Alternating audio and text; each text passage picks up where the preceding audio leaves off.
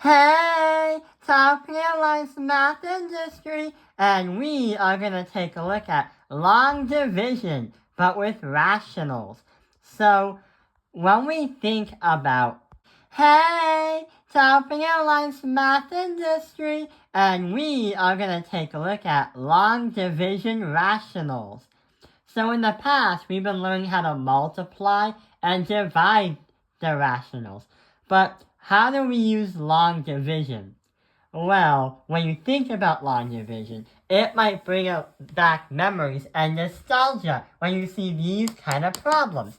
So to get us ready for the next content, what we're going to do is try to solve this problem and review how long division works. So there are 4 steps that we can use so we can take that number and get it to 0, but also find out what the numbers on the top are. So 120 divided by 5 is what? Question mark. Let's get started. The steps are, we first divide, then multiply, subtract, bring down, and repeat. So those are the 4 steps that we need to take in order to get our number to 0 and get our answer.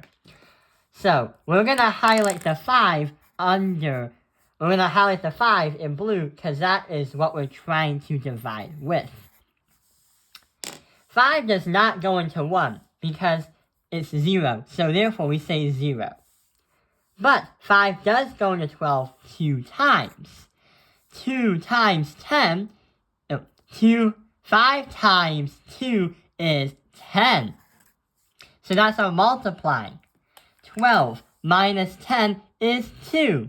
Then we bring down and turn it into a 20 and repeat. 5 does not go into 2, but 5 does go into 20 4 times. 5 times 4 is 20. So we're going to put 20 right here. 20 minus 20 is 0, and that is going to bring everything to 0.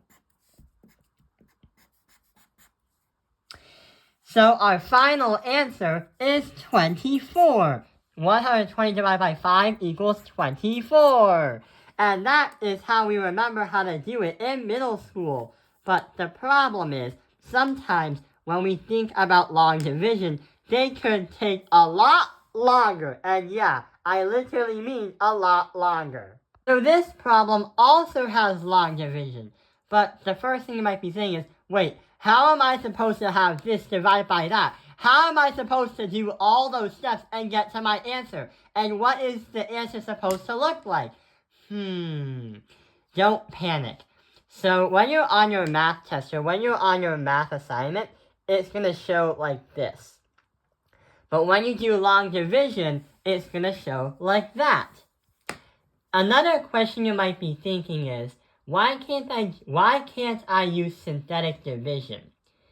The problem is, usually synthetic division happens when you're doing the dividing by x minus 6. Or should I say, a number of 1. But the problem is, you have a coefficient of 2 in front of the x. So you can't do synthetic division. You would have to elongate it and do long division. So let's get started. You know how the steps was. We first divide, multiply, subtract, bring down, and repeat. We're going to highlight the 2x as the thing that we're trying to divide. But wait, whoa. Why are we not highlighting the 2x minus 1?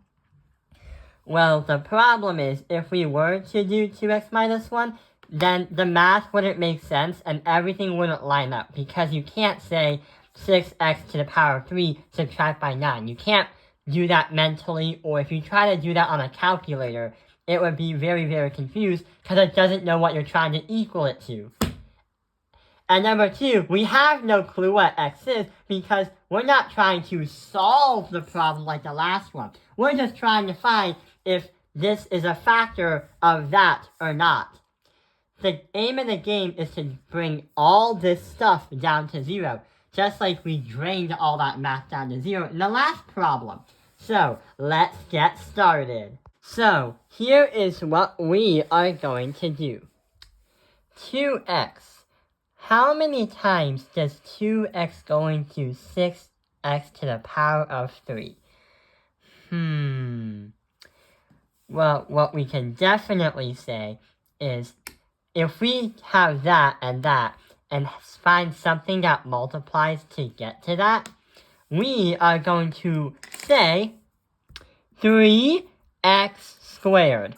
3x squared because if you do 2 times 2 times 2 and x times x is x, or something like that, you get 6x to the power of 3. So that is what we'll need to get to this.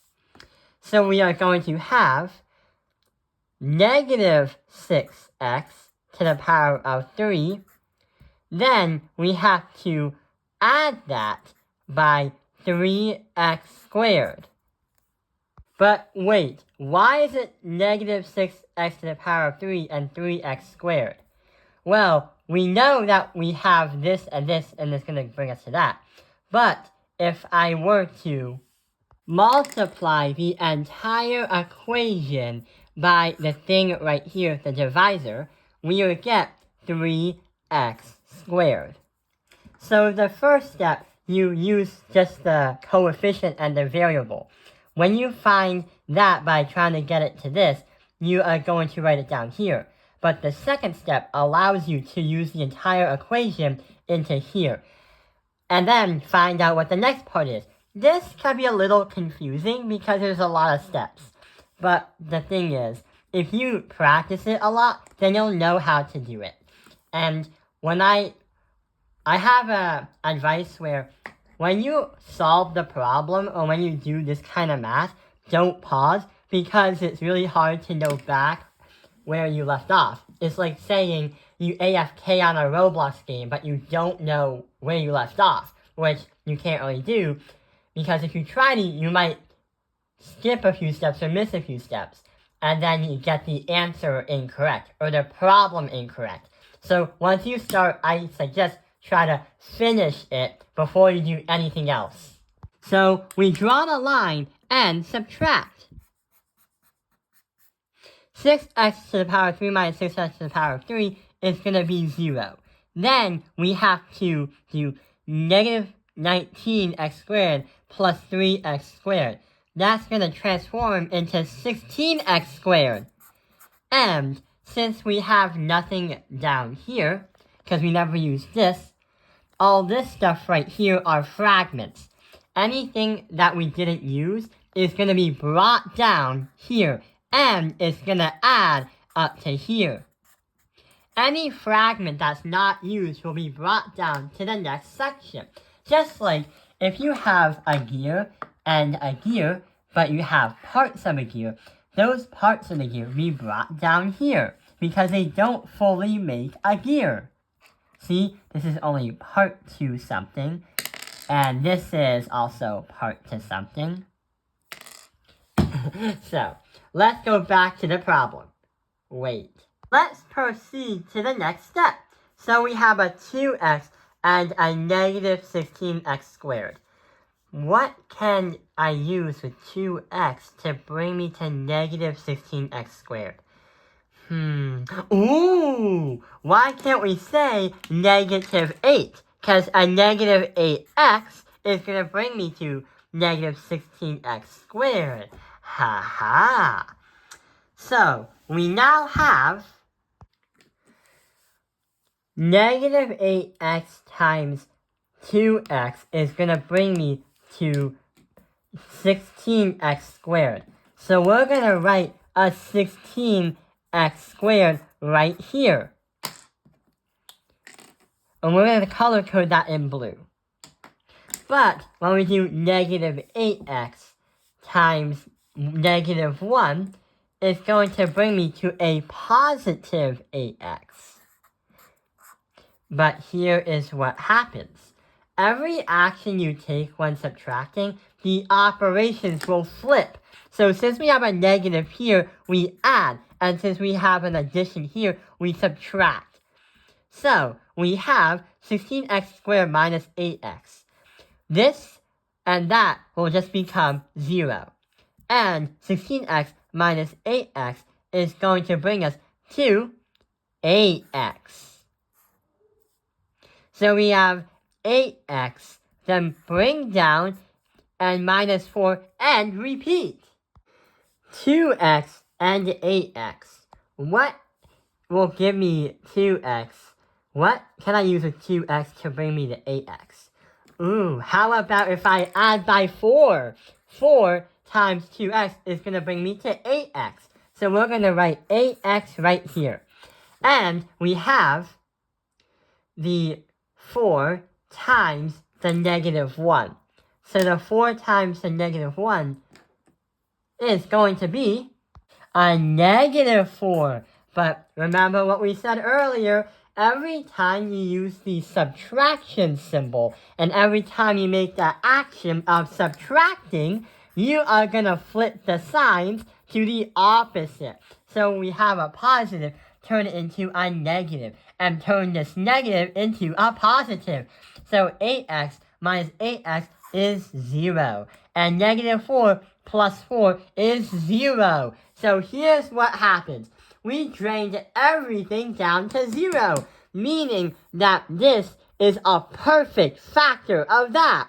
When you try to factor this out, or when you try to have this and that, not only can say that that's a perfect factor, but we can also say that the answer is, if we take a look at the problem, and guess what we made on the top, that is going to be our final answer.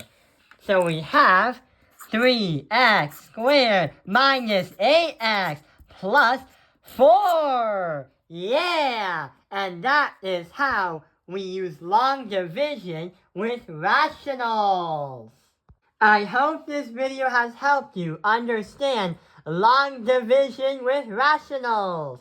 Thank you for watching Top Pinion Life's Math Industry. Like and subscribe!